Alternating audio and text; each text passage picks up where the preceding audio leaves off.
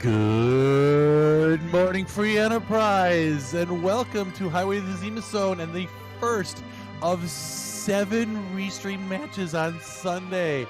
My name is Neo Bari. With me today is Asuka on Restream, Ribbon Quest on tracking, and my partner in the comms booth, Game Boy F9. Game Boy, how are you doing this morning? I'm really good. That's an excellent introduction, and I really love this boss set that we have right now. I mean, the boss set is Nairobari and Asuka and Scala Kitty and Ribbon Quest and Alisail, and I believe Eskrun is one of the bosses. And Dathis. Dathis. Oh, this is going to be a very, very difficult seed. I can tell you that right now. Yeah. But the actual bosses are... actually, let's talk about the contestants first. We have Korgs, who is my... Oh, whoops. Oh, no. Oh, yeah, I'm sorry. I was wondering because my reactive wasn't on. Excuse me. Micro Korgs was my co-commentator on my last restream. And he defeated Tybalt and Rex Banner and then lost to McBain to send him off to the Waning bracket. And then beernerd lost. Well, he happened to be the runner at my last restream. He did lose to Dragus in that stream, and then he defeated D-Shmoo and Peasants, so to send him off to round 3. Yeah, so we've got one runner who got knocked down to the Waning bracket, and we've got another runner who's had 2 straight wins in the Waning bracket. So it'll be an exciting match to see who's going to be up for staying alive in the Red Moon Waning. Yeah, absolutely, and we're only about 12, maybe 14 hours away from being down to 16 runners in the Red Moon bracket, and by the time the next week goes, we'll be down to 11. And how do we get down to 11? Well, 4 people get eliminated next week, but there's one person from the winners bracket who will get eliminated because they have won. Then they are a champion of the Red Moon waxing bracket. Yeah, but let's take a look at these bosses. So it looks like we've got our traditional Fabul Gauntlet and our Golbez. We've got Mambam, Ogopogo, Baigen, Rubicante, Kainazo, and Odin. So what do you think about those bosses? Oh, well, with many boss sets of the Red Moon bracket, it's going to be rather fearsome. Mambam, maybe not so much, just depending on where Mambam winds up. But I mean, of course, with all these, it just really depends on where they wind up and all the good stuff. But the competition has begun. We are starting with Dark Knight Cecil, and we're going to have a partner under the rules of the game. And I keep forgetting what Green Cape means. Go that's ahead. A forum. That's definitely a White Mage. That's our White Mage forum. So we've got a White Mage in our party, and that's super helpful. We also have an Earth Crystal, so already bosses quickly unlocking here as we launch the Enterprise and begin our seed. Yeah, I imagine that we'll be seeing a treasury check very quickly. Dark Knight Cecil is the character that you're going to want a full set of gear as soon as you can. Maybe you'll luck out and see a Holy Sword. Even if it's a lightsaber, that still brings on a Paladin Cecil fairly quickly. Absolutely, but instead we're actually yeah. You did say treasure check. Korgs is going to go to the waterfall, and beernerd is going to play the game that we all know and love. That's right. It's going to be about time to rate that treasury. Rate that treasury! And now, here is your host of Rate That Treasury, Nairobari. Well, we got a Dwarf Axe that Mercenari's not going to do us any good. A couple of Rune Axes, which isn't terrible. Well, I mean, if we can find a Black Mage, we've got, Change Rod's black shirts for them. Otherwise, I think Smapety in chat pretty much said it accurately. Edge out of 10, and we're not going to see Edge because we had to start with Edge, and we didn't start with Edge, so yeah. Yeah, we did see, wow. We saw Kane Adamsian, so he's our lukewarm average level of Berserker. Might be good if we have to deal with a Valvalis somewhere nasty, but currently we're looking very, very Zerker heavy. We've not seen any black mages yet, so but we're going to Mysidia. If we're going to see mages, we'd probably see them in Mysidia, wouldn't we? There's another white mage, so you're 1 for 1 so far, and now you are 1 for 2, Edward. Yikes.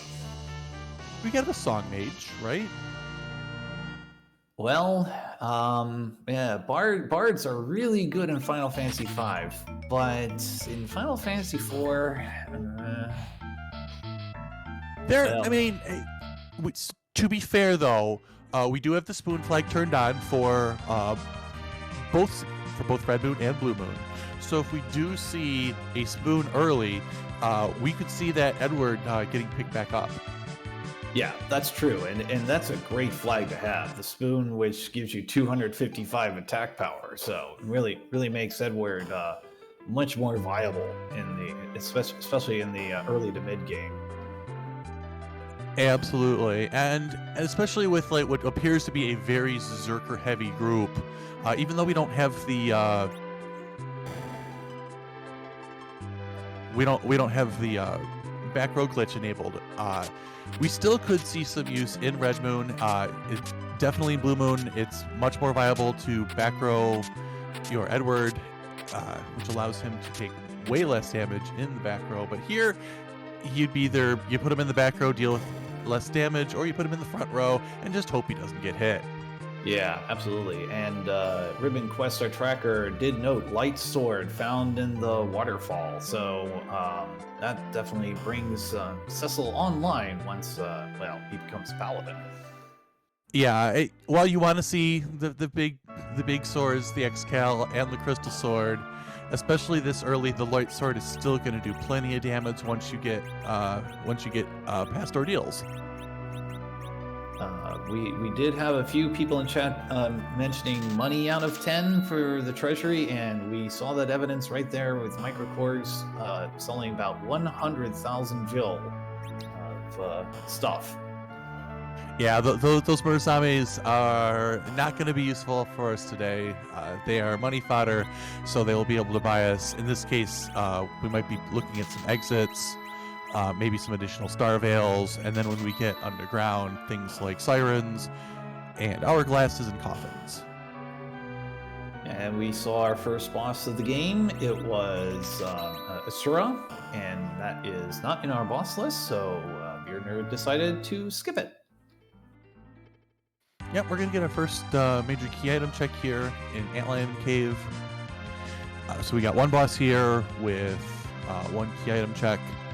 We're still looking for that hook. This is a required hook route seed, so they could be anywhere on the overworld. So might as well get this done quickly. Yep, and there is Sid equipping that rune axe, so that's going to help out quite a bit. Declining to equip the ice axe. Why? Because you become weak in ice. So we don't want that. No, not that we got a ton of bosses that we have to worry about that have ice. We do have the Kenazo that we eventually have to deal with. But other than that, like, there's not a lot that really cast ice. You see the Leviathan occasionally will, but normally it's not that big of a deal. Oh, well, we found our bonus round. Yeah, right. Exactly. D-Miss. So if beernerd defeats D-Miss, which is looking pretty likely at this point, and I'm about to say the same thing for Microkorgs, they will get a free bonus item at Mist Village, and that is exactly what's happened. And also another level for all heroes here. But we do find our hook here in Antlion. Hopefully our runners will go ahead and remember to take care of the D-Miss check early, because the last thing you want to do is, an hour and a half in, you don't know where that Baron key is, and that Baron key was available to you in the first 10 minutes. Well, we're gonna find out right now. Will beernerd go south or will he go east? He will go south and west, and that check will indeed happen.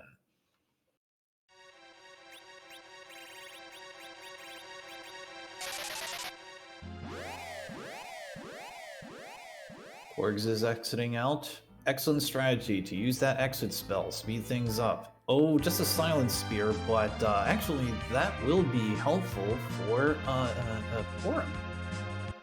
Or Rosa, for that matter. Yep, Silent Staff does have its uses. It is a decent box stink early. Not a lot of use on the mute. I mean, if we run into Baron Guards early potentially, well, let's see which version of leg we're dealing with up at Hobbs.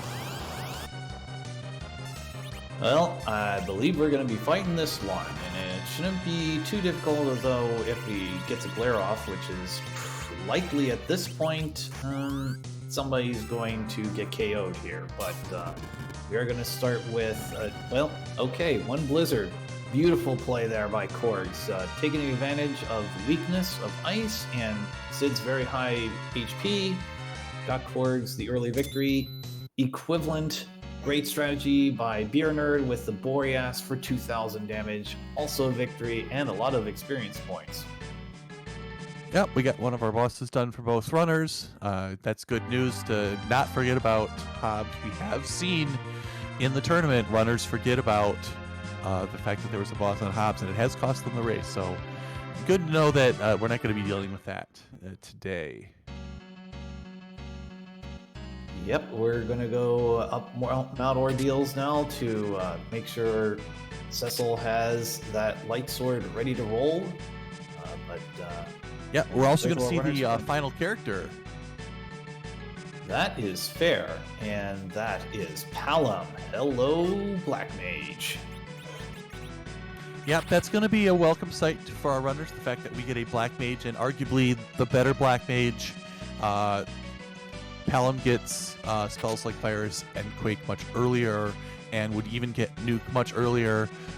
We do not see Atella, so we're not going to be seeing any kind of D-Machine grind today. So for those of you who don't like D-Machine grinds, congratulations, ain't going to happen. I'm guessing Asuka wanted a D-Machine grind because she wants a refund. Our Restreamer wants a refund. Yeah, as Cosmorpheus ports out in chat, could we see a Mac Giant grind? Absolutely. We've got rune axes. In fact, we got 2 rune axes. So the possibility of doing a Mac Giant grind actually could happen. That's an interesting thought. You don't typically see a Mac Giant grind like any time in Free Enterprise. I mean, it doesn't matter what the flags are. This would be an exception. I could definitely see a Mac Giant grind happening if we get an early Darkness Crystal. You've got the Cecil that can handle the covering option of it. You've got rune axes, which will help take out the Mac Giants themselves. So I don't know if we'll see it. I mean, we could be searching for the Darkness Crystal for the next hour and a half, or we could be seeing it right up here on Ordeals. Your nerds going to be taking the Globe 199 risk. Let's see if it pays off. I am not seeing a lot of damage, and Kane will get promptly KO'd. Yeah, it takes it out. Interesting that Sid's got that Dwarf Axe. Because the Dwarf Axe is a back row weapon because you toss it. So being able to deal with the CPU in the back row. Yeah, that's very true. And it did turn out for beernerd in the end, and Korgs finishes his CPU fight. We are virtually tied.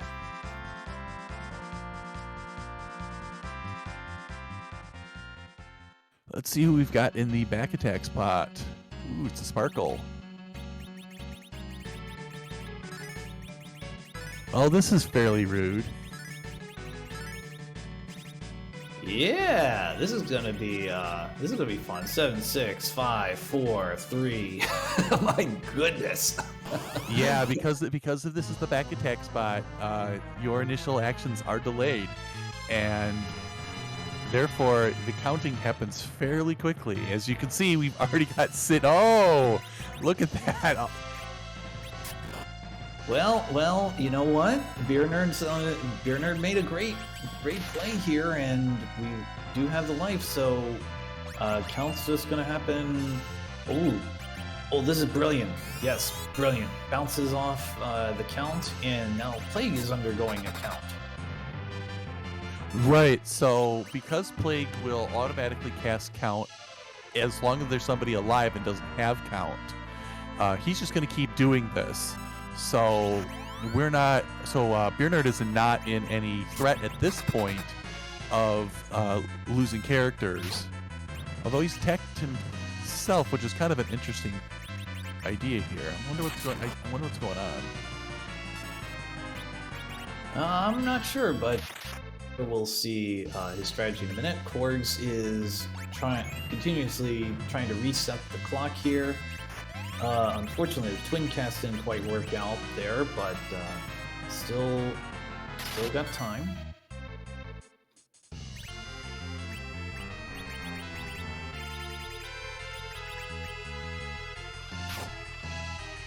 And I definitely appreciate the fact that Porum is dodging everything. We do have victory over on Microkorg's side. Yeah, Plague going down. Yeah, so if you look at Beernerd's side, you'll also see that Plague all of a sudden is disappearing. This is because the count for Plague has counted down to 0 and killed him. Yep, pretty good play there. Maybe that's why he was constantly attacking Porum there. Just wanted to demonstrate, oh yeah, I could dodge everything.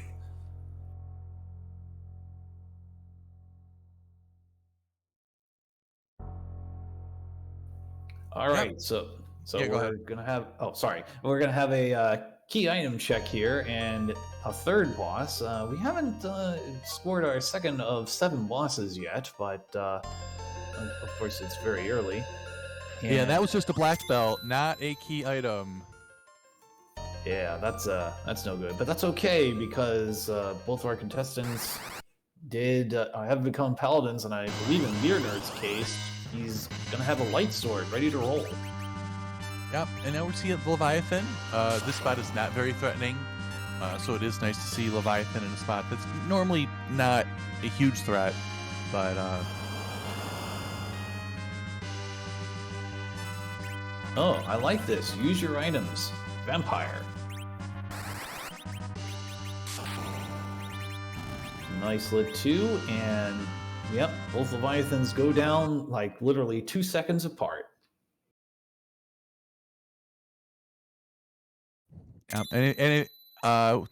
So a reminder that we couldn't do this without our runners. So if you could please give both Microkorgs and Beernerd a follow, we'd appreciate it.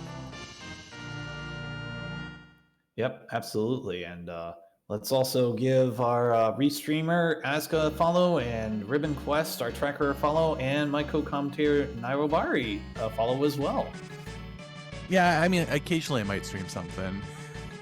Yeah, same here. Yeah, so yeah, you can follow Game Boy, not just on Twitch, but follow his randomizer creations. He's been working very hard on his latest one, Kefka Rush, which is based off the Final Fantasy VI Pixel Remaster.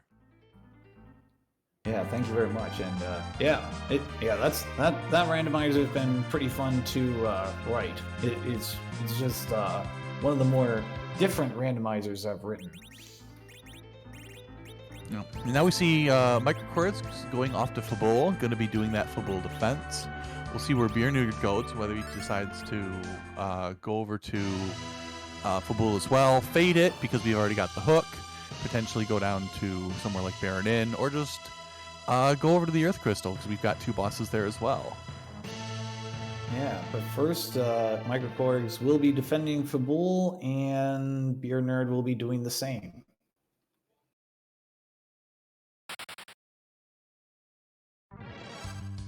To answer a question in chat, this is the Red Moon flag, so this is the Red Moon Waning, so The winner of this will be going on to round 4 of Red Moon Waning, and the loser of this match, unfortunately, will be eliminated from the tournament.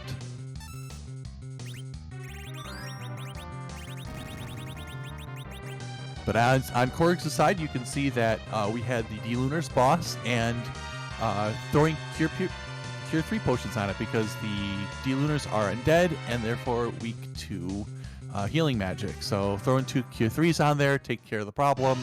And unfortunately, on beernerd's side, tries the Grimoire, rolls Odin, and because these have the boss bit flags, Odin isn't going to work.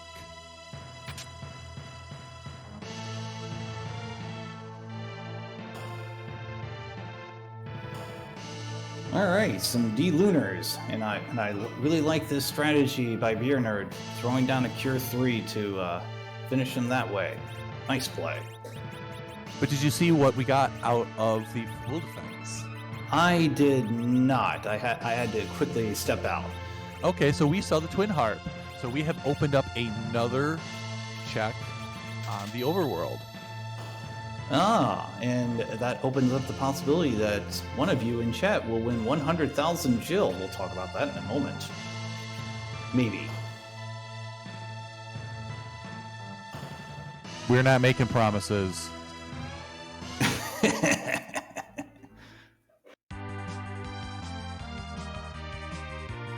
So it'll be interesting to see how our runners route things from here.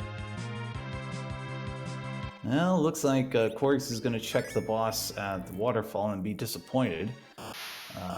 Looks like beernerd is going to do a little shopping before moving out. Korgs does the same thing. There's the reset from Korgs. Right, you need to check these. It's just a matter of when you check them. Usually something like the waterfall cape, while you could check it at the beginning, it's better to check it when you could actually defeat it, because otherwise you're going to check, and then if you've got to come back, you're just wasting some time. So it's definitely been nice to check once, check when you can defeat it, and then if you don't need to defeat it, you just reset out. Yeah, fair point. Korgs is now going to undergo the hook route. beernerd is going to check out Mysidia and check out the stores. And will be disappointed, looks like. No, I wouldn't say so. If some Microforce finds Bacchus wines, which for this kind of group, you really want to have Bacchus wines. We're going to be dealing with the Zerker party for the most part with one Black Mage. So Bacchus are welcome find. Oh, that's true. Excuse me. Korg's now exiting out from the stores of the Eblin settlement, and we'll go into the castle and try to pick up a lot of treasure here. Good chance that he's going to defeat the monsters that are in the treasure boxes. So this is good timing.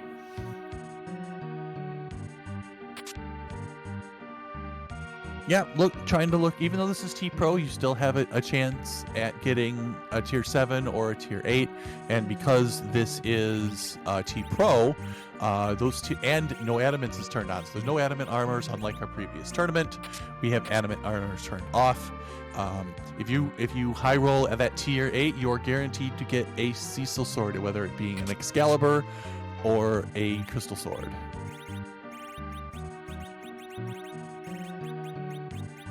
And Ruben Quest, our tracker, did note that Palom has been dropped over on beernerd's side. I didn't see what was replaced, what replaced Palom, but yeah, this is very interesting. I think it was the Rosa.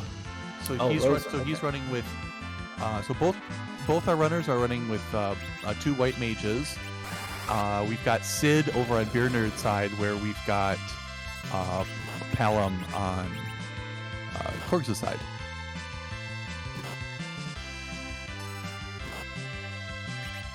All right, we're going to be fighting, I believe we're fighting Odin here. Yes, we are. So that's going to be one of the required bosses here. Yeah, if you're going to see Odin, this is a pretty nice place to see him. At 500 hit points, going to be a pushover. We'll see who is behind Odin. That looks like Mylon Zed. There we go. Yep, Mylon's head's not going to be an issue in this spot. It is very, very slow, and the punches will hurt a little bit, but otherwise, our runners will be able to get through this without any problems. With the lightsaber, that'll also hurt Mylon additional damage because he can go holy because he is a undead.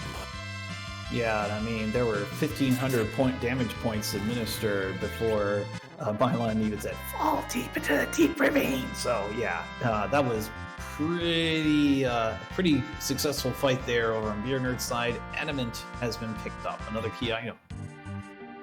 Right. Korgs gets a Leviathan orb out of that first treasure chest, and unfortunately, that's just going to be more money. We don't have Iridia, so that's right, going to go into the pool for Bacchus wines. Yeah, but there is the important thing that Korgs did pick up a lot of experience points, so I at least consider that a nice consolation prize.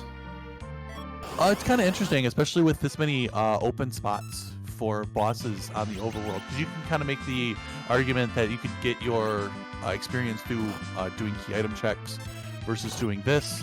But I think the potential of hitting it big with a holy sword makes the Castle Evelyn check just too enticing for some of our runners.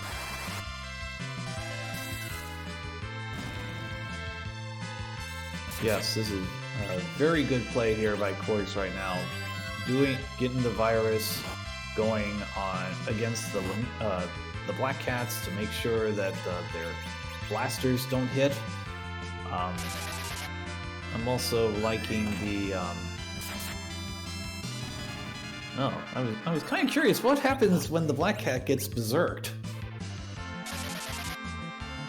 I believe that the idea is that if they're berserked, they can't cast Bluster.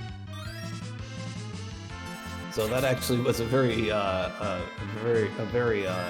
not good decision to confuse Porum there. Possum correcting us here. So when berserk, the kitty and the cat hits you, when charmed, the bluster it'll bluster its friends. So that's an interesting piece of tech.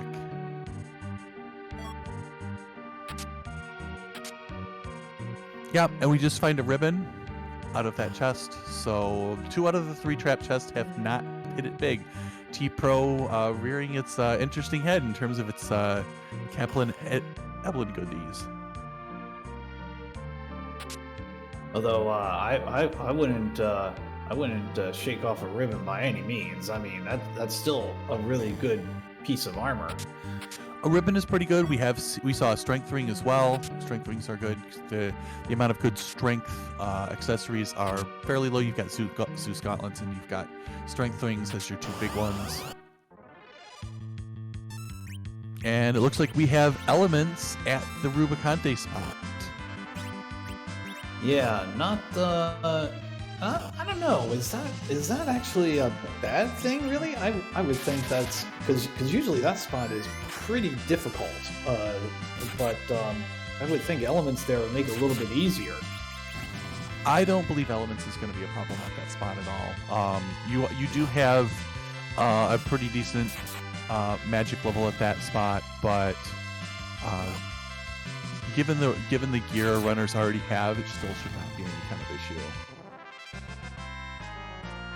And the bad ogres go down over on Korg's side.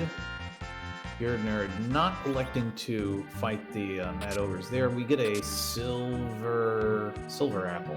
So yeah, silver apple. Yep, silver apple. Just some hit points. Not really what Korgs wanted to see there. So, he's hopping into the Enterprise. So we'll see where he ends up going next. If he, interesting. He's going off to. Probably it's going off to Troya. So are we going to Yep. see? We're going to see a twin harp check, or are we going to see a Zot check here? I think the answer is both. I think both is going to happen. Yeah, I think Korgs is ready to go with this. I mean, maybe the fights will be a little bit more difficult, but yeah, it looks like we're going to be hearing some music in a couple of moments' time. Yeah, and interesting, we have found our alt gauntlet at the King Queen Evelyn spot down down taking the hook route. So beernerd's going to be here for a little bit, and it's going to be a little bit of a mini grind, but nice for our runners to find this in a spot that's not too rude. Yeah, and I mean, we all have to deal with this gauntlet. I mean, hooks required. It's a hook required route, so it's all fair. Also worth noting that, and we'll say this time and again, this is one of the best flags in free enterprise, in my opinion. Yep.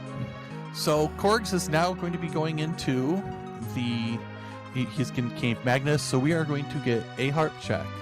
So in free enterprise, not only do we randomize things like the gauntlet, we also randomize the song that gets played by Edward. So we've got, I believe it's over 400 different songs done by both Calamity and Xenocat as our primary composers here. And especially for Korgs, Korgs does something special for us during the harp check. So let's let him show off, and we'll be quiet while Edward plays us a new song.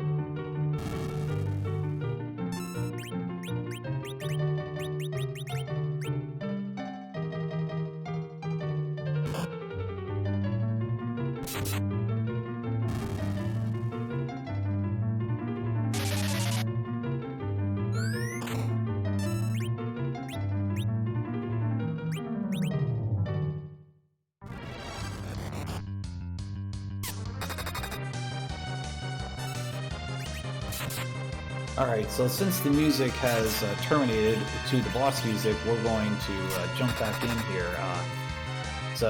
Yeah, this is a very tricky fight, as Chad has been mentioning, in that very high magic defense with Calabrina, but Korgs takes care of this, no problem, well played.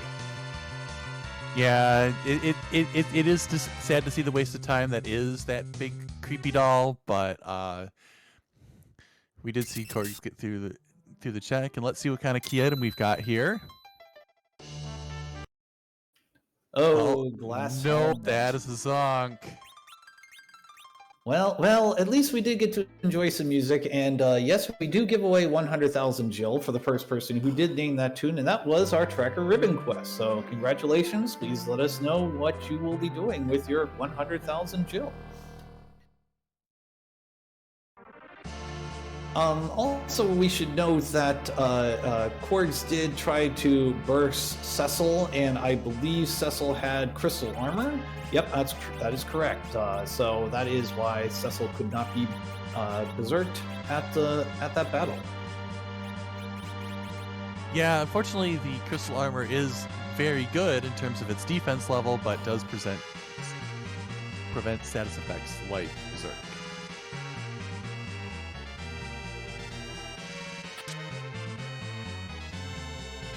Yeah, Korgs is going to be looking for the boss fight here, and definitely can't blame him. But because there's only a flame dog there, so very good there. Yep, beernerd is through the alt gauntlet and is going to save, considering if you wipe here, you'd have to redo the entire gauntlet. So this is a wise choice by beernerd to save. Please remember to save, people. It saves you time.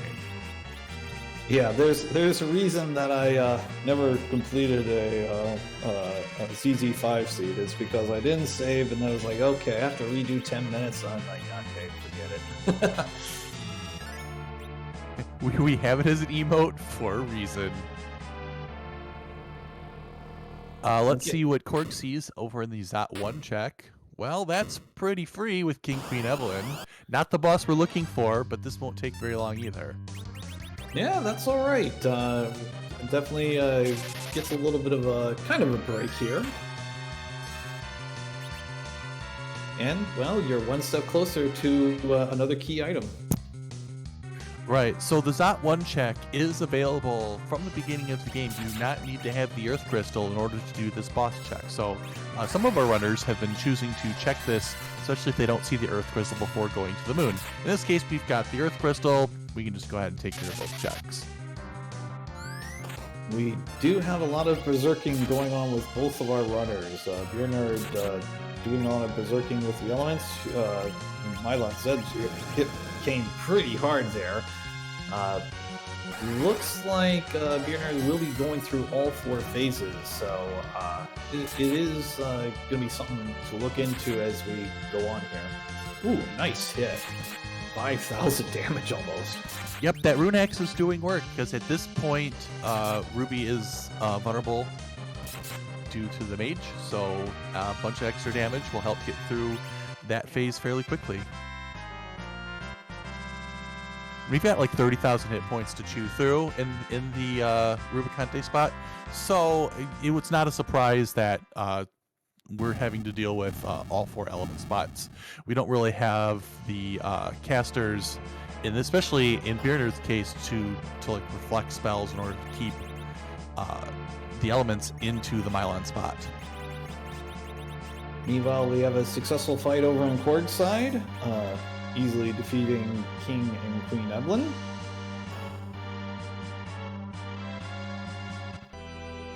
Ooh, we have a sparkle for boss number 2 here. I wonder who that will be. So that sparkle is boss number 2 in Dwarf Castle. So that's not who we're going to be fighting next. Oh, well, I tried to hype up the next fight, and apparently I have failed. No, but it's still important information, because we still have Ogopogo as a required boss that's still outstanding. So knowing that there's a sparkle there might incentivize Korgs to go ahead and check both sides of the Dwarf Castle check. All right, let's see what we have for a boss here. It's Water Hag, which is a possibility in the Red Moon bracket. Red Moon, yeah, double elimination bracket, but it did not happen on this seed. Nope, this is basically the freest Zot you will ever see in Free Enterprise, dealing with King Queen Evelyn and then Water Hag. Yep, absolutely. And meanwhile, beernerd was successful in defeating the elements. Well played there. Yep, we'll be getting underground in about 37 minutes. That's a very good time. So we'll have the entire underground available to him.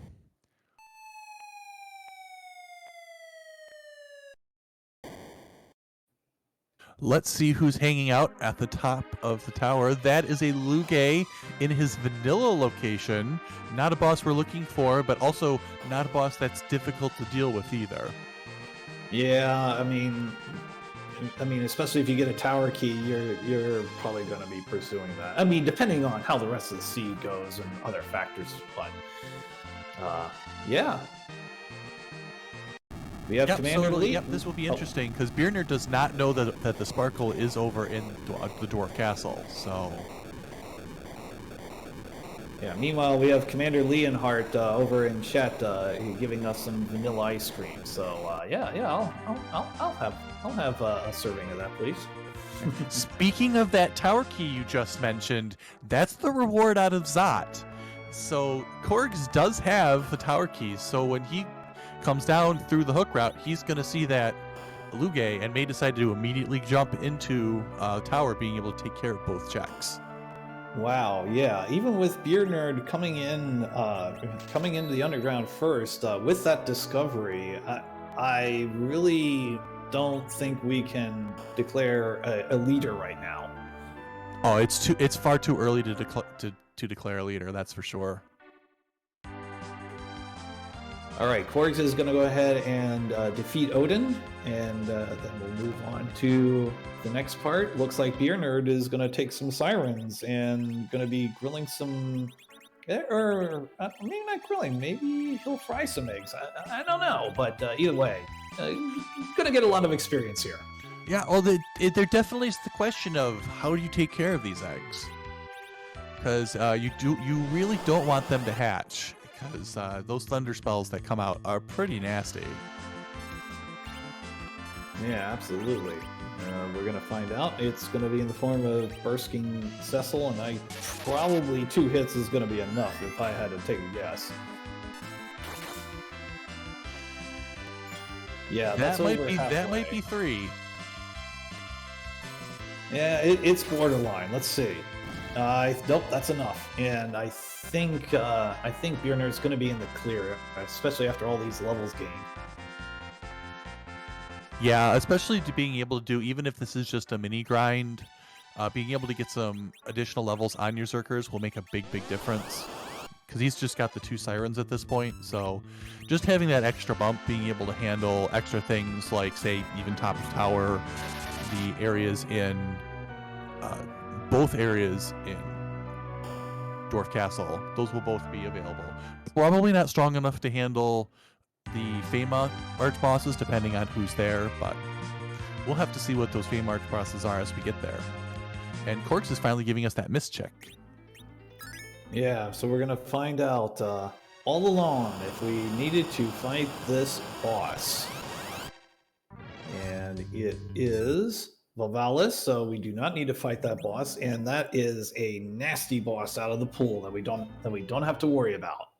Yeah, our runners are going to be very happy to see that Valvalis is not part of the seed as a whole at this point. Sorry, chat, we're not going to get Val in a root spot.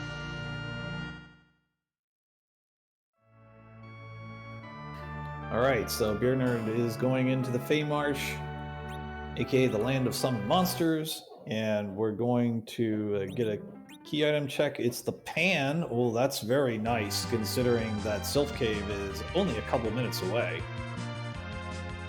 Yep, that is a very friendly spot to have that, to have the pan.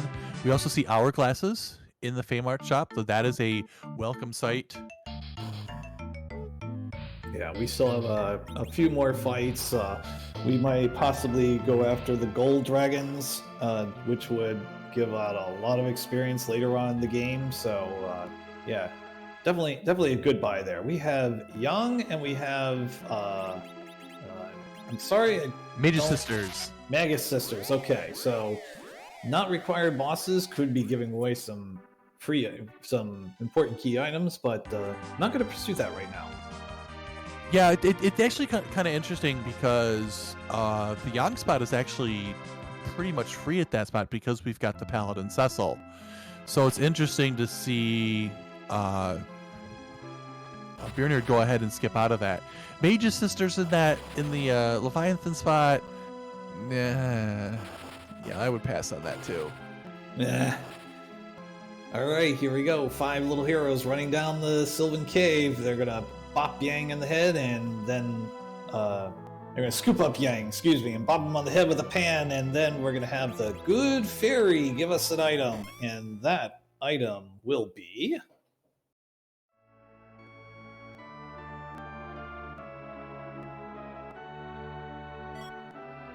Ooh, magma key. Well, there you have it. Oh, it's a magma key. That's nice. Well, there. Obviously, there are much better items you can see there, but it does count toward the 10 key item limit. It does, and we are still quite far away from having 10 key items. Meanwhile, Narabari, we're getting newspaper because we're not saying the line, and I wield newspapers. I don't have to say it. Deal with the chat. Yeah, and I'm the janitor. I just put the newspapers into the recycling bin. So.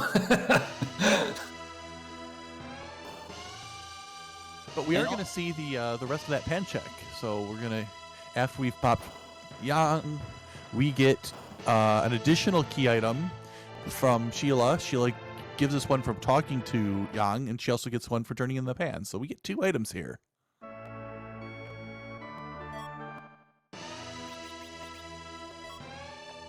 Ooh, Darkness Crystal. I missed the first one, but the Darkness Crystal is big find. Yeah, admittedly, I missed the first one too. But that Darkness Crystal is a huge find. Oh, it's a light sword. Okay, so it's nothing special at this point. Nah, more money. That's what it is at this point. Especially for beernerd. I don't know if Korgs ever got a light sword, but yeah. Okay, to answer questions in chat, the alt gauntlet is at the King and Queen Eplin spot, so we'll be seeing that out of Korgs shortly. And the pen was the freebie out of Feymarch. All right, beernerd now going through Zot to take care of that fight. Right, so he is skipping out on the, he's definitely skipping out here on the Twin Harp check. This is because when you get done with Zot, it drops you off back in Baron. So if he was going to check the Harp, he would have checked it now, which is good for beernerd because we know that it's Zonk. Absolutely. So it looks like we've got, since both of our runners are repeating things, it might be a good time to talk about the upcoming races here. I mean, this is the first of 7 free enterprise races across Twitch here today. Yeah, so we've got, I mean, I don't have the stuff in front of me. You're putting me on the spot here.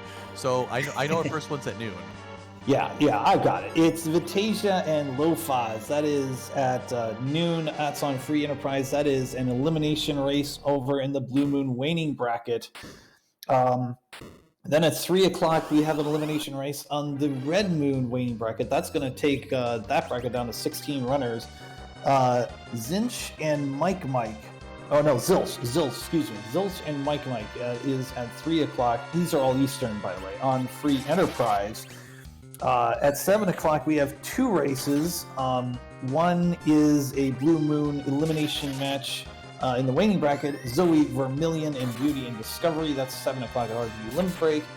Also on 7 o'clock at Free Enterprise, Game 3, Solaris and Possumorpheus. That is a Red Moon semi-final in the Waxing bracket. That is on Free Enterprise.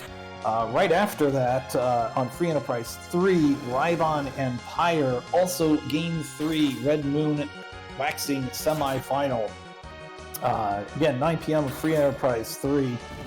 Finally, going back an hour, Sorbius ID Karma, 8 o'clock Eastern, Free Enterprise 2. That is a Blue Moon elimination match in the Waning bracket. So a lot of really good Free Enterprise coming up. Yeah, and we thank everybody for hanging out here, coming out to this early morning match. I know for some of you it's like 6:30 in the morning if you're on the Pacific, on the West Coast.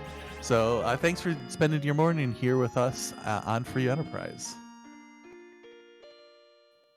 Yeah, I hope you all are. If you are in North America, enjoying your breakfast, and if you're in Europe, hoping you're having a good lunch, or maybe you're doing brunch today, and you're joining us over in Australia, Japan, that area, and enjoying yourself a nice dinner.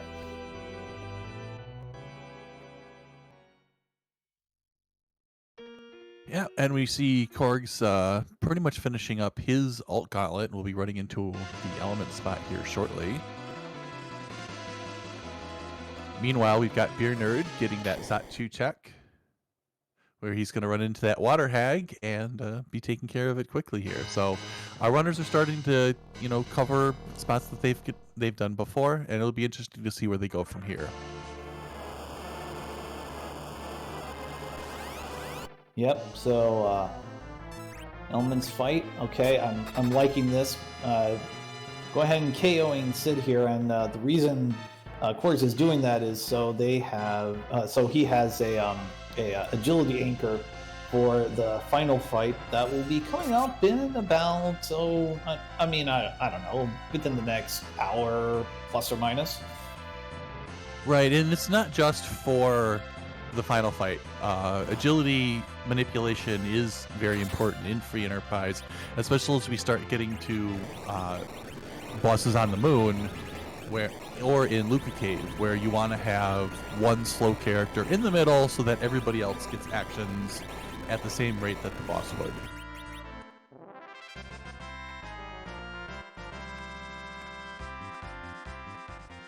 All right, beernerd completing the Zot Tower. Unfortunate timing with the Ice 2 there on the elements. Yep, tried to take care of the Rubicante and its witch. So unfortunately, Kainazo absorbs ice. Yeah, but that's okay. Doing a very good job with this fight. beernerd now getting the tower key, and I believe he's. I don't know. Will he be going back, or will he pursue the moon? This is actually a very interesting choice here. Yeah, well, the thing is underground, you still have three bosses that you don't know. So, you don't know what the tower key is, and you don't know what either spot in a Dwarf Castle is. You know that as a Sparkle at the second one, but we don't know which Sparkle. We've seen two of them, but we've not seen the other three, and one of them is going to be required, and one of them is Blarg. well, I think chat already is rooting for the Blarg, of course, but yeah. All right, Korgs is going down the pitfall, and we'll probably be doing a number of things that beernerd has done already, but we'll see. We're gonna actually Korgs might go up the tower first, so we'll see in about a moment's time. But first, we're gonna have a fight against Baigen. Yes, we are gonna fight Baigen. If you're gonna find Baigen, this is a wonderful spot to see Baigen. Baigen has almost no hit points here, and if we would have had him on the moon, it would have been wonderful. But no, we get him here. Our runners are happy. I'm a little disappointed, but that's okay. Hey, look, I mean, Wyvern's still at large. And I'm sure we can think of some. I mean, Ogopogo's still at large, so. Yep. Kainazo is still at large. Yep.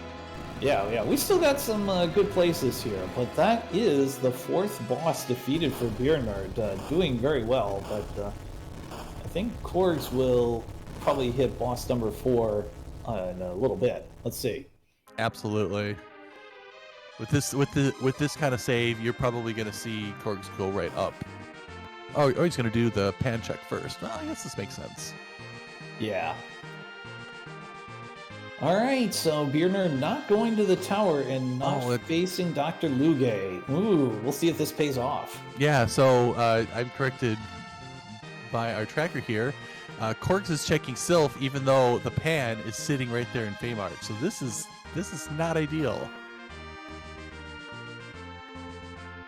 Yeah, a reminder, if you've never seen a randomizer race before, these are run blind. So Korgs does not know what beernerd is doing, and beernerd does not know what Korgs is doing. Additionally, there is a 10-minute delay between our two runners to further ensure that they don't know what they're doing, or they don't know what the other person is doing. They definitely know what they're doing, but they don't know what the other person's doing. We got a spoon over on beernerd's side. Yeah, it's probably a little too late for us to go get that Edward to have spoon word. If it would have shown up a little earlier, we might have, but I think at this point, probably not. Yeah, no, I was thinking in the back of my head, maybe now's the time for that Mac Giant grind, but no, Edward's more of a, even if you get the spoon, he's good up to about mid-game, and then, his low HP starts to come back and haunt him, so to speak. Yeah, and Microcork's making an interesting choice here. He's taking trap chests in the Sylph Chamber. Now, these trap chests have a good chance of getting some good loot. However, unfortunately for Microcork's case, is we're just getting a whole bunch of edge gear, and if they're just ninja swords, they're not even Masamunes or Murasames, but we're not being able to use it. He's hoping to spike his holy sword out of here, 100%. So he's got Quakes, so he's able to take care of these checks quickly, but it is a gamble. It is experience too, but it is a gamble to see whether we'd actually get something really good. And that's just a ninja star. Not exactly what we were looking for. Wow. I do like the check. I think the check is very interesting, something that most runners would not be doing. And if he feels behind at this point, you want to make some variants. And this is one way to make variants. And if you can spike, like I said, you can spike a crystal sword, that's going to accelerate the rest of your run. Yeah, so, I mean, still, very, very good play. But meanwhile, over on beernerd's side, we do see Mom Bomb for boss number 5. Yeah, that's extremely interesting because that's boss 5, and if that Sparkle is that Ogopogo, we're one boss away from go mode. Now, a reminder that when you do hit 7 bosses, you will gain a crystal, and that is what will unlock the Zeromus fight. So you don't win on 7 bosses, you unlock the opportunity to win. Right. For a tournament called Highway to the Zemus Zone, you're going to have to deal with Zemus, aka Zeromus.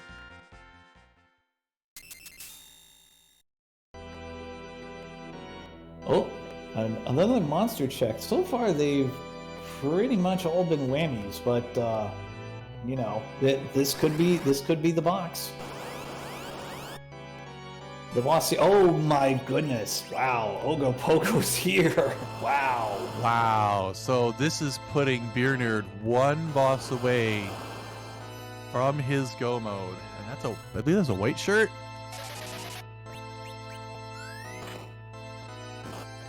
Yeah, white shirt. Thank you, Ribbon Quest, for picking that up. Cecil has been hit with bad breath. Right, but didn't hit Palom, who's been handling all of these trap chests with just a single Quake cast. Yeah, so, I mean, it is a lot of experience, so that's a good thing. Well, there's an Avenger sword. Okay, we have finally hit. That does make a difference. The question at this point is, what is Korgs going to be doing?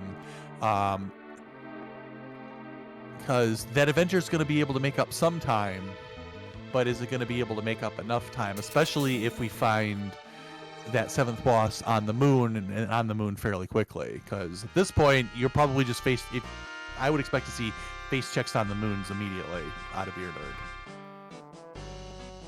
Now, if this item is number 10, that's going to be big. It is. It's number 10. That's Luca. Ooh. So, goodness, I think we should check the boss over in the sealed cave. Nope. I'm guessing beernerd's gonna check all the bosses on the moon. Yeah, so this is interesting because if that boss is down there, it's about a minute and a half worth of a check. It is vanilla, thank you, Commander Leonhardt, but we don't have the pass. So I so this just make it interesting because we have if there is the potential here of just zonks all on the moon and on the giant, and if one of our two bosses is down in Luca, that could make a difference if Korgs goes down there and checks, and beernerd is clearly not. So we'll see. We still have an interesting race ahead of us, so stay with us. We'll see what happens next. Yeah, absolutely. 100% agree. This is really good stuff right here on Free Enterprise. And Sid once again gets KO'd by Palom. Yeah, Korg's making the check for Indorf Castle, getting it rewarded with both of those bosses. That's going to make a big difference here.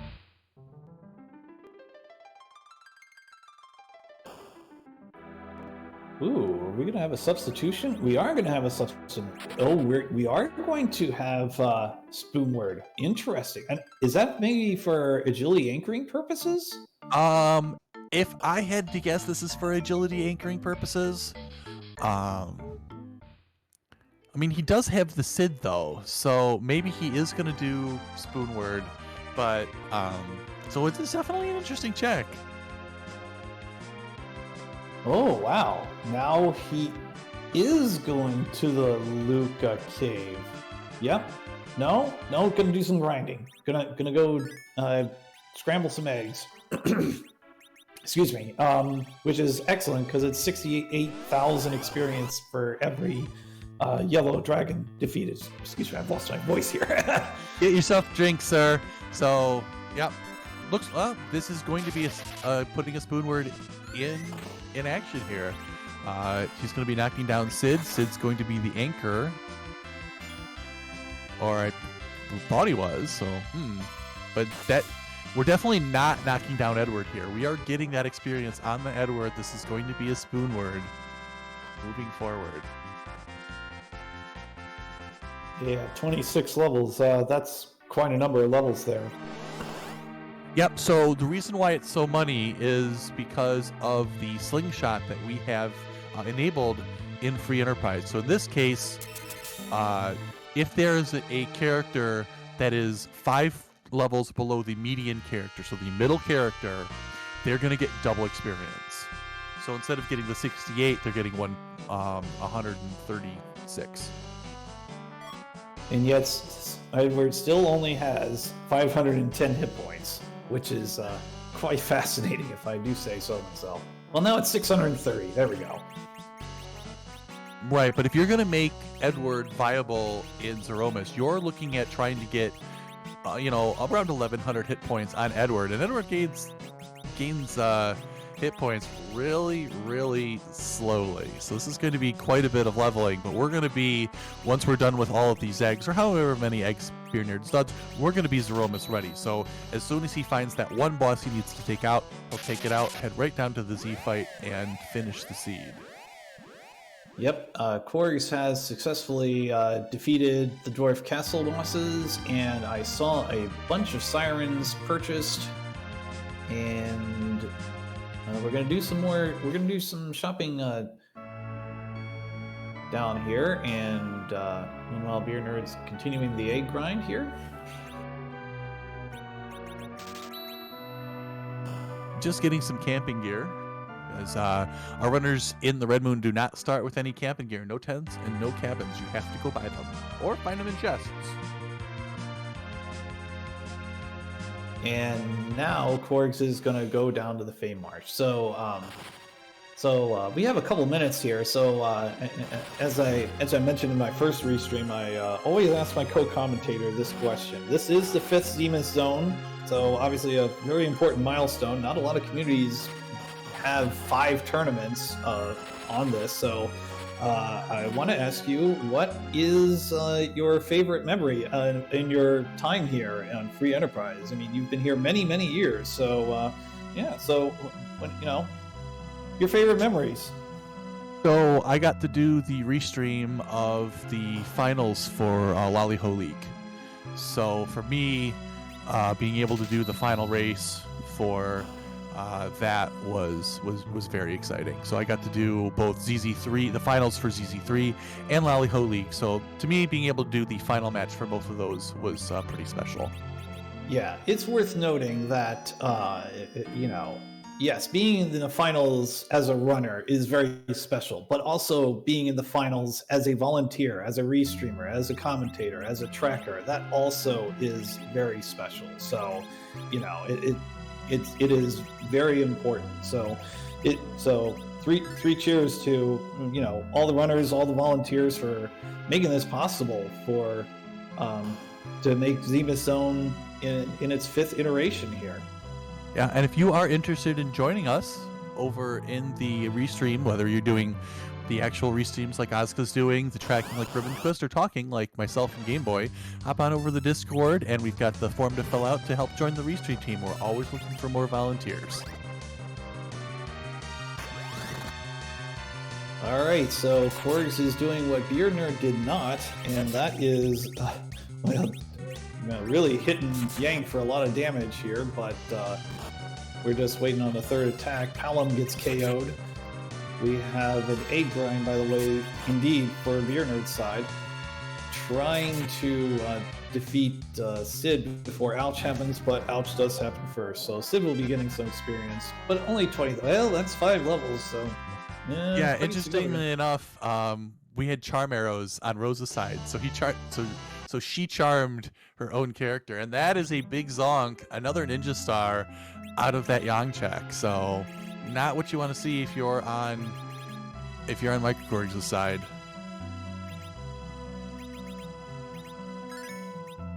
Yeah, so it turned out beernerd with the good play and a good time save with not fighting Yang there. Yeah, and unfortunately, we're going to see Microcarps going off after the Mage's Sister spot. Something he can take care of, especially with those rune axes. Those are going to do some work to take out the Mage's Sisters.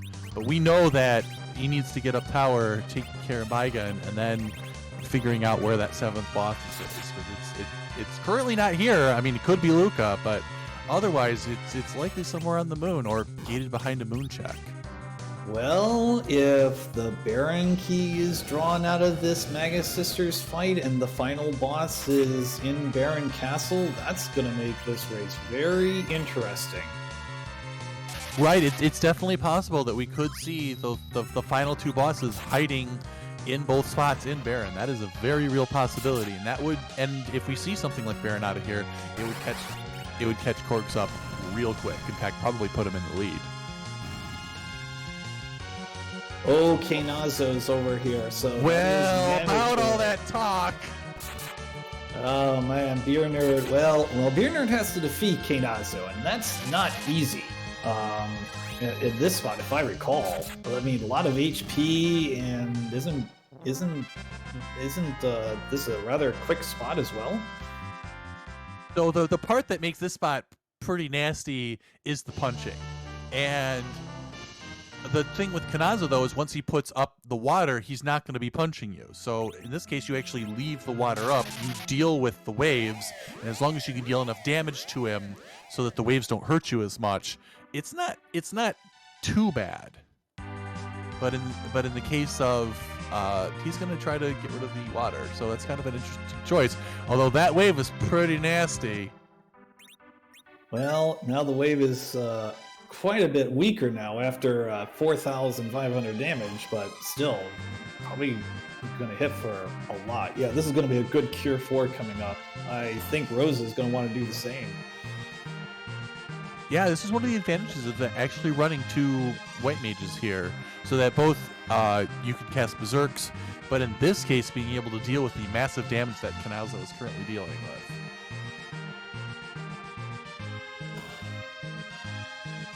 Yeah, and I definitely think that beernerd can absorb another wave here. Korgs now fighting Baigan for boss number 6. Yep, Korgs is on the right track here, which is good for him. However, the question at this point is going to be, is it going to be enough? Because we know where that 7th boss is, and that 7th boss was easy to find up on the moon. Yeah, and I didn't see it. I don't see a Baron key or another key item lit up over on Korg's side. I didn't see what the item actually was, but it doesn't look to be a key item. So I believe it was a mute knife out of. Yeah, mute knife. So yeah, a little unfortunate there, but that is boss number 6 for Korgs. Yeah, and the part that's pretty bad though is that say the 8th boss, say Golbez is down in the Luca cave. That is one of the worst spots to find a Golbez because you have to make sure your anchoring is 100% on. Otherwise, that spot is just really, really fast, and those spells will hurt. I'm kind of surprised that wave still dealt 800 hit points to everyone. That still seemed to be quite a bit, but all right. Was able to take care of that. I like that idea of putting Blink on Edward and curing everyone back up and keep on going here. Korg's also electing not to fight Dr. Luge. Well, this absolutely makes sense because at this point you are looking for just one boss, and we know what boss is up there, and we know that is not a required one. Okay, Keinazu is now in the shell, so hopefully a few hits away from victory here and boss number 7.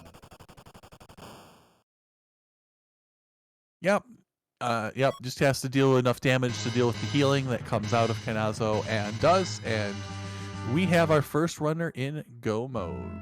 Yeah, that was a well-played fight there by beernerd. Alright, Korg is now gonna bop Yang in the head with the pan. And then he'll be able to complete that little quest. Right, and this is important because this is where the Darkness Crystal comes out of, so this is definitely required to be able to take care of the seed. So, only won a tiara hat over on beernerd's side, but that's alright. I'm guessing, I don't know if beernerd has any more sirens, but if he doesn't have a pass, I'm guessing we're gonna be taking a trip down the lunar subterrane. Yeah, I think at this point, with this level of characters at these levels, you could take on Zeromas. This should not be a problem for a runner as good as beernerd is. So I'm expecting him to just run right down there, maybe take that safety save. But we're gonna be seeing Zeromas here in a couple minutes.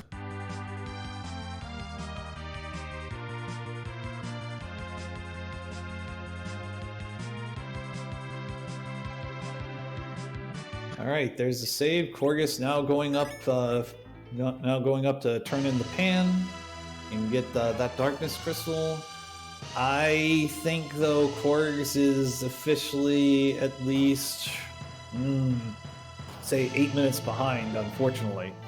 Yeah, at this point he is at least more than one wipe away from beernerd. So we can definitely see Z-Wipes. We've absolutely seen Z-Wipes in this tournament. These levels, you could see the Wombo combo if you have an unnerfed Big Bang into Medio. That will take out this party. So it's not to say that this is over and done with. We've definitely seen catch-ups, but at least right now, you definitely have beernerd in the driver's seat.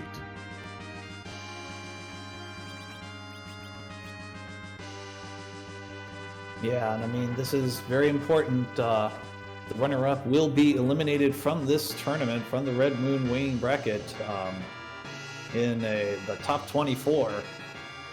The winner will assure a top 16 spot in the Red Moon Waning bracket. So quite a bit of a difference here. So very important. Well, and the thing is that every single runner that's in the tournament, it's in the Red Moon, they're good runners. This tournament was designed for runners that want to challenge themselves purely on execution. That's why you've got tough bosses. That's why you've got set starting characters. So anybody that's in the tournament, entered the tournament, or especially still in the tournament, is a talented runner. So it doesn't matter, you know, you can get past this round, but you're going to run into another person who's going to be either just as good or even better moving forward. So it's a tough tournament format. Yeah, and it's also kind of a quick tournament. I crunched some statistics this morning, and the average length of the Red Moon is the fastest in free enterprise history, 1 hour, 26 minutes, 31 seconds. And if beernerd defeats Zeromus here, he will beat that average. Yeah, and we're starting to see Z flags in chat. What's that, Nairabari? I have no idea what that is. So in Final Fantasy IV Free Enterprise, we can't move Zeromus. Zeromus is too big, too strong, too bad, too complicated, and too many other things. So instead, we keep Zeromus right where he's at, and we give him some cosplay. We randomize what he looks like. So we've got nearly 600 different sprites in the pool, most of them done by our wonderful artist Scala Kitty. And that leaves us the important question to ask: whose moods are we going to haunt today? Yeah, I was going to say, whose morning are we going to ruin? but was it a good morning previously? I mean, who knows? I mean, it's going to depend on what the boss is. But we can also ask. And then there's other questions that people like to ask. You know, is it cute? Does it have a hat? Does it need a hug? Yeah, beernerd doing some setup. Definitely has some time to do that. Korgs is now discovering Kainazo as the boss fight, and will now pursue that.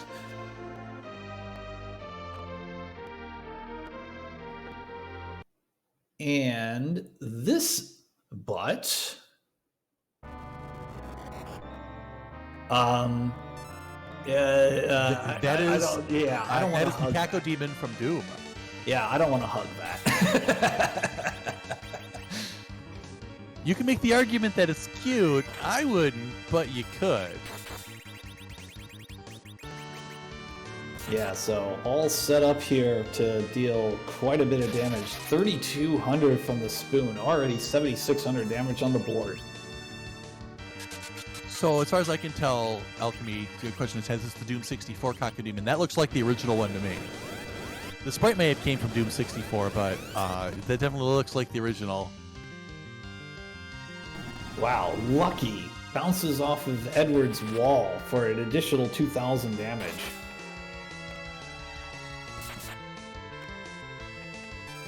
Yeah, sometimes you can get lucky with those nerfing the big bangs with that nuke that comes out. It's going to target a Targi member, and so we're going to see a nerf big bang out of beernerd's side. Not going to be a problem to deal with. Deal about 1,000 hit points. Even Edward lives. Look at that. Yeah, this is really good. That's going to really accelerate things here. Already 30,000 hit points gone. Yeah, so to answer a question in chat, why did Edward get the Star Veil, or the wall in this case? Well, the reason why is because nuke to the face for Edward kills him. Doesn't matter. So he took the chance that, well, if that nuke gets cast on Edward, then you'd be able to reflect. So ended up paying off. All right, I believe the HP has just reset. So here we go. The countdown has begun. Yeah, with the amount of damage that we're seeing out of these characters, it would be a surprise to see a wipe. You've got Sid, who's got 3,800 hit points. That would survive a Medio into Big Bang and be able to res everybody if that happened to happen. Yeah, down to wow, these damages are coming out very quickly. Under 40,000 hit points now. Yeah, and Micro Korgs has gotten his crystal, so he has officially hit go mode. But it looks like too little, too late. But it's still a great race there by Korgs. No doubt about it. Oh, absolutely. Both of these runners are very talented, both beernerd and Micro Korgs, giving us a wonderful show today. Gonna try to time the slow to see if it nerfs another Big Bang. The nuke does hit Rosa. She will stay alive. That's an elixir to keep Rosa alive and that Berserk running, and I think that's gonna be a victory. We are now in meteor range, but I think the Big Bang's gonna happen first. I'm pretty sure that's Q. Yep, I was correct.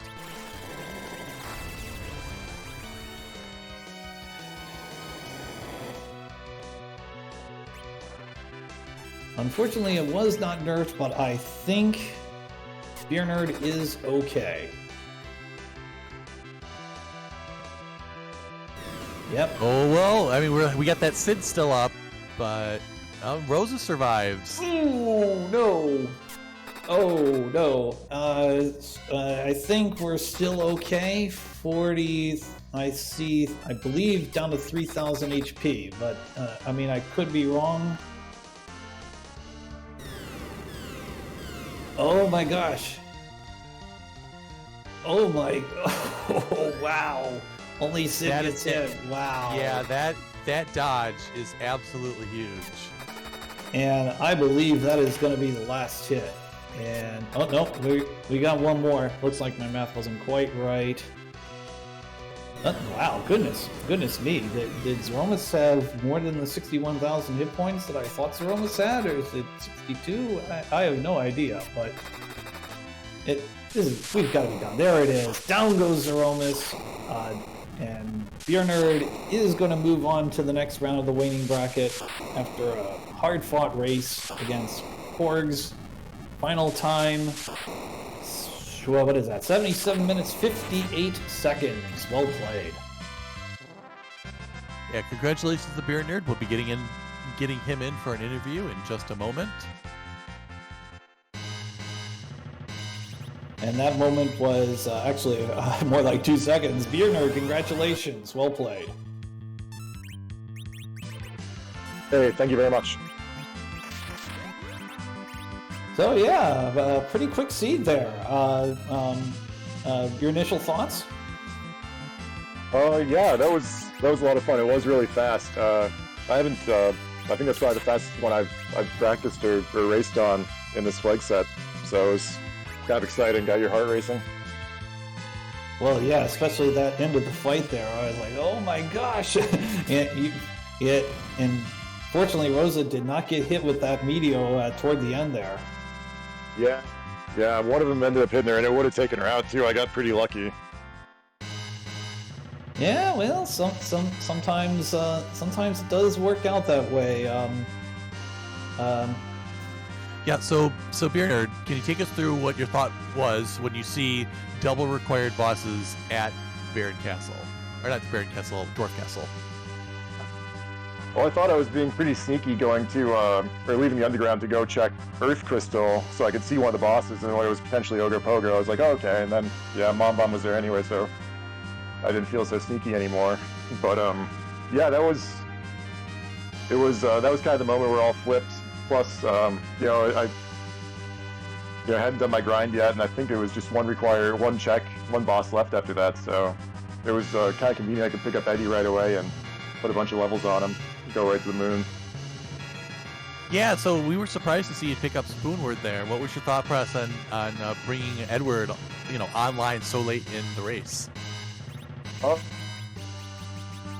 didn't trust. I had Runex Kane and Lightsword Cecil, and that would have been a slog to get through the Zeromus fight. So I decided to try and pick up a bit of a. I guess a bit more of a damage dealer, DPSer, Edward. Even though it's a little riskier, I do think. Oh sure, I mean we saw Zeromus try to take him down with that nuke, but you had put up the Star Veils. That was a pretty interesting tech to keep your Edward alive. Yeah, I've done a lot of practice seeds where, he's a magnet for nuke. He can't Zeromus can't not target him. So I just kind of got in the habit of trying my best to negate that.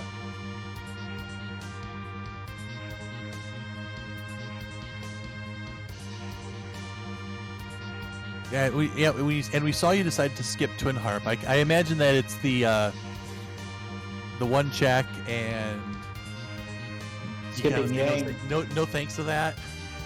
Yeah. Yes. Yeah, when I mean, when the team was good enough to be in the underground, so it's also kind of why I skipped Earth Crystal. I don't think I was going to get much out of going to do Earth Crystal before running to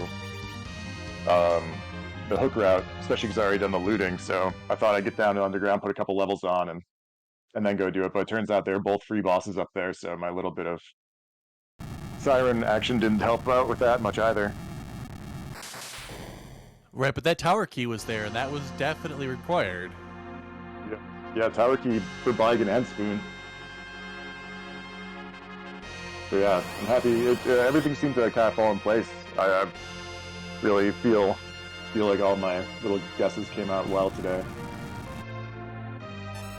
Yeah, and so this moves on to the round 4. So we're not going to be talking about your opponent because your opponent was determined yesterday evening. So for those of you who have not checked the VOD between Invidious and Zelda, you can go ahead and check that out on your own. We're not going to talk about the winner here.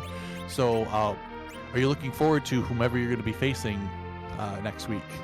I am. I'm very excited. This is probably one of my favorite leg sets for a tournament yet. And everybody's been really great. So I'll make sure I thank Michael Korgs and of course you guys and everybody working on the streams, and all the videos so far have been great.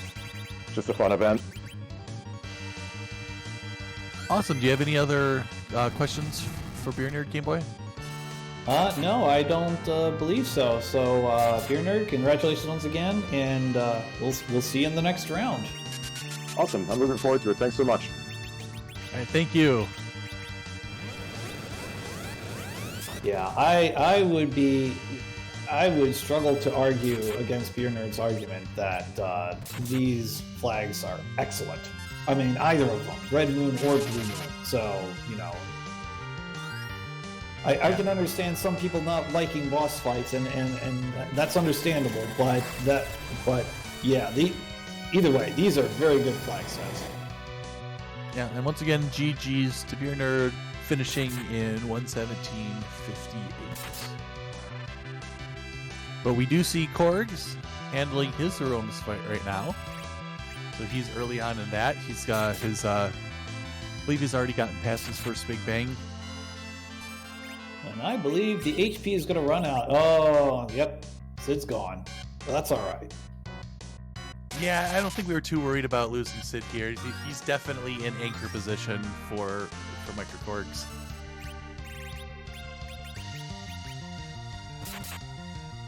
All right, gonna do some more hybrid strats here with Cecil and Kane doing a lot of swinging, and Palom gonna reflect light Lit 3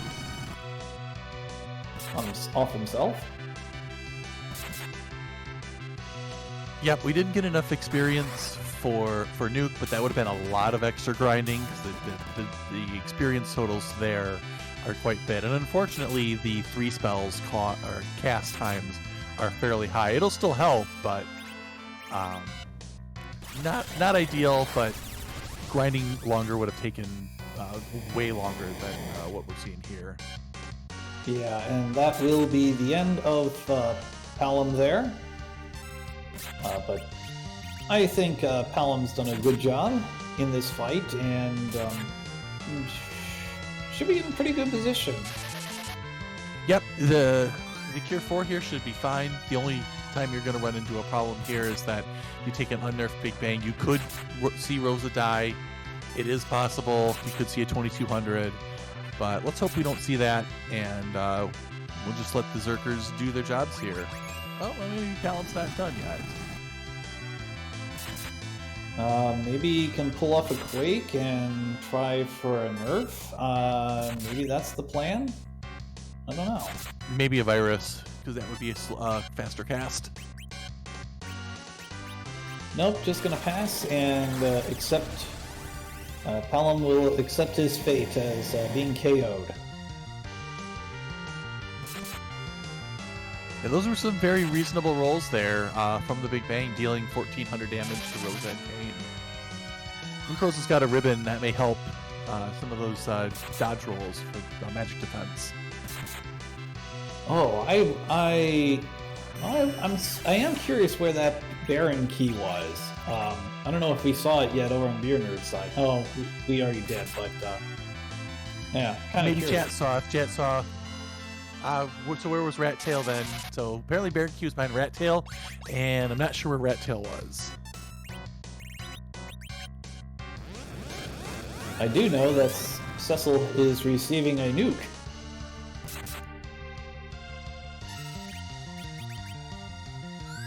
I'm gonna try to bounce off another ice 3 here.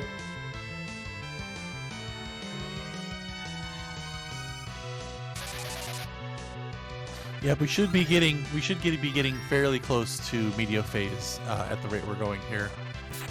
Yeah, absolutely. Yep, very good fight from Korgs right now. Okay, gonna go ahead and bounce off a virus. Yeah, it's just the level 3 spells cast times are so long in comparison to the damage they do. It's normal. That's why you see Virus and Quake be used so often. And unless you're exploiting an elemental defense, those 3 spells kind of sit on the shelf. And we are now in the medio phase, and it only hit the 2 fighters that are berserked, and they were well above 2,000 hit points, so this is going to be victory for our runner-up this morning, Korgs. Good race, final time, 1 hour, 27 minutes and 49 seconds, so well played by Korgs. Unfortunately, he will be eliminated from the Red Moon bracket, but not after a very good effort in this tournament. As we do see Micro Korgs joining us, my former co-commentator in the last restream I did. Good race. Thanks. What's up, Game Boy? What's up, Neobari? Yeah, I'm just looking forward to whoever I'm facing in the Red Moon Waning bracket. I'm looking forward to that matchup very much. Oh gosh, please no. I wouldn't mind setting that up. I mean, someday Scala may get her wish to do swim lane Olympic style races, which would be 3 separate brackets, but not this time. Okay, so I guess thus ends Micro Korg's run in the ZZ5 tournament. Really great time, good game, and congratulations to beernerd. Good luck going forward in the actual waning bracket. And yeah, really enjoyed it. Always disappointing to come up on the losing end. Thinking maybe I dug around in chess too much. I like the idea of the RA1 Quake Kid, and I was just hoping to hit a Crystal Sword on that very first chest. I was pleased that it seemed like all the trap chests were just kind of in the path to Yang. I hit so many, but just kind of kept coming up short. Yeah, there was a lot of ninja gear there, wasn't there? That was just interesting. Yeah, we had tons of money, but yeah, not too much to spend it on, or not too much to yeah, no real paladin gear. Neither of those 2 high value swords. So we do have a couple more suggestions in chat. One is saying that you are moving on to the winner of the 4th quadrant of the ZZ3 bracket. So that's one thing. And Asmati Games has put you in a Dragon Warrior randomizer bracket. So yeah, you do have 2 races coming up. So I hope you're looking forward to those. That's great. I accept. I played Dragon Warrior, the NES game, in 1991, and I think I've seen 2 or 3 Dragon Warrior randomizer races, so I think I'm ready. All right, sounds good. We look forward to it. Yeah.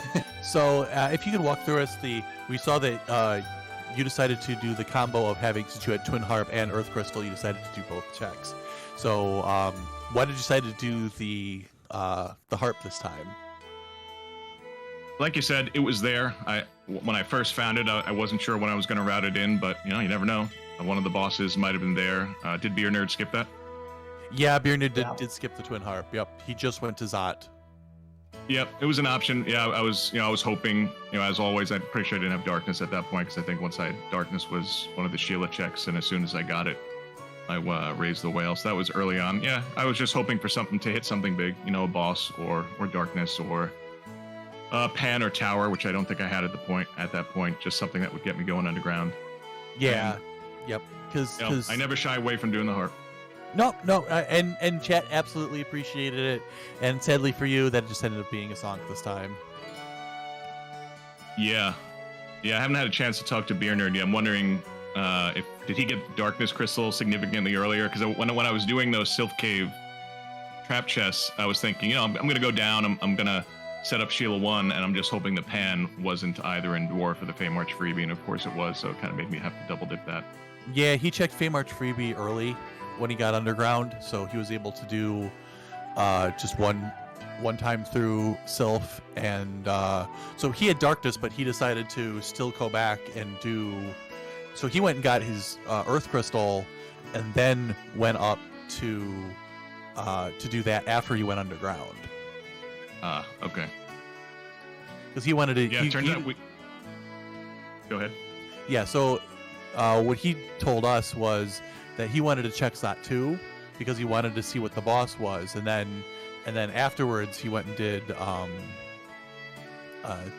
Dwarf, and then it's like, oh well, that was required anyways. Whoops. Yeah. So yeah, I was happy to see the sparkle there and kind of had it primed in the back of my head. I think at that point we knew it was either going to be Ogo or Wyvern, and I was, of course, hoping for Ogo because it was required, and I also wasn't sure how well we'd fare against Wyvern in that spot. I think if it was Wyvern, I was going to have to hope for a dodge with the magic, which is possible there. Yep. So yeah, I was glad to have that information early, but yep, obviously the Twin Harp didn't help much. And did he end up doing the Feymarch bosses? Because I at that point I was really hoping Magic Sisters had darkness. No, he ended up skipping both, which was a surprise to us, considering how easy Yeah. that Yang was. Like, he just skipped out of both, so... Yep, so I think it would have been a little closer with those three things if they had paid off or if I had skipped them. But yeah, that's how the races go. Really enjoyed it, though. Yep, it sure does. So, any other questions, Game Boy? The only question is, will we be seeing you in the commentary booth once again, Micro Korgs? I would wager so. I do enjoy the free enterprise community watching races, talking about races. And again, I'm looking forward to my waning Dragon Warrior randomizer match. All right, very good. And I mean, great tournament overall. And we will be I will be looking forward to seeing you in the commentary booth, and we'll see you soon. Appreciate it. Thank you to Restream team for putting this on. Thanks everyone for watching our early morning Sunday match, and enjoy the rest of the tournament, everyone. Have a good day. All right, you too. Yep, GG's to Microkorgs, coming in second place today with a time of 1 hour, 27 minutes, and 49 seconds. Unfortunately, ending his Red Moon Waning tournament. But just because his tournament over doesn't mean that we're done. I mean, Free Enterprise, we got 6 more races that we're going to be doing, right? Yeah, that's right. In just 45 minutes time, we are going to, on this very channel, it will be Vitasia and Lofaz at noon Eastern. As I said, 45 minutes from now. But in the meantime, we're going to raid Couch 23. He's actually doing Super Metroid Zelda 3, so we're just like, we're going to raid somebody cool, and Couch is cool. I know. But, you know, we're all cool, especially our restreamer, Asuka, and our tracker, Ribbon Quest, and my co-commentator, Nairobari, and our runners, Korgs and beernerd. Really appreciate everyone organizing and running this very wonderful race, and always a pleasure to be part of the Free Enterprise tournaments here. So, on that note, for Korgs, for beernerd, for Nairobari, for Ribbon Quest, for Asuka, this is me, Game Boy F9, saying you've been watching Free Enterprise. We'll see you all in 45 minutes, and have a good rest of your day. Yeah, we'll see you on the server, folks.